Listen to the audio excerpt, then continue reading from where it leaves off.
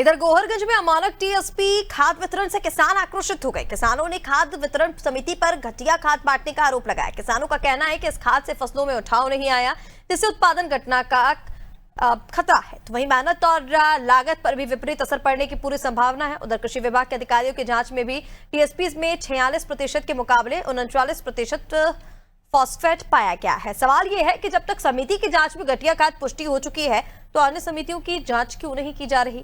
किसान नेताओं का आरोप है कि कंपनी और अधिकारियों की मिलीभगत से यह खेल किया गया।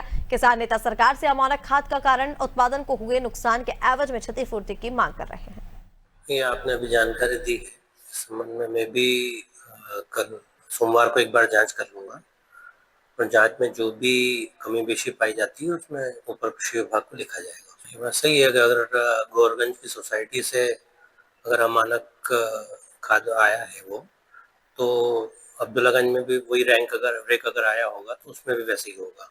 अगर ऐसा होता है तो उसकी जांच करा के ऊपर लिखा जाएगा। फॉस्फोरस होता है और एक सोसाइटी है जिसमें पारादीप नाम की एक कोई कंपनी है जो फर्टिलाइजर बनाती है, उसमें जरूर उनका मानक से कम आया है, बट वो जो रिजल्ट है वो हमारे पास आया है और हमने उनको सौंप दिया, सुपुर्द कर दिया है। अब जो सोसाइटी है अब वहां से डिटेल ले सकते हैं कि उनके पास कितने टन माल आया था, किस किसानों को दिया है वो खाद, और वो सैंपल जो फेल हुआ है वो लगभग 3 से 4% के बीच में फेल हुआ है। 46% फॉस्फोरस होना था। जब मैंने सैंपल लिया था उसमें मेंशन्ड है कि 41 से 44 के परसेंट कुछ डिफरेंस हो सकता है उसमें, तो उसमें 41 पॉइंट कुछ है। आप वहां पर संपर्क कर सकते हैं, वो आपको डिटेल में जानकारी दे देंगे। नहीं, हम किसी कंपनी का माल नहीं रोक सकते।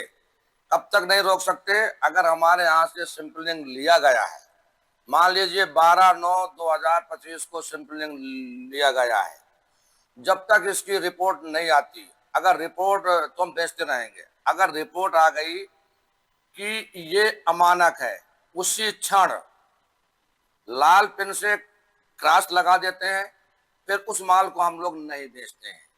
अगर हमारे पास रिपोर्ट नहीं आती है कि ये अमानक नहीं है तो हम बेचते रहते हैं। ऐसा कोई आदेश नहीं है कि आप ना बेचें।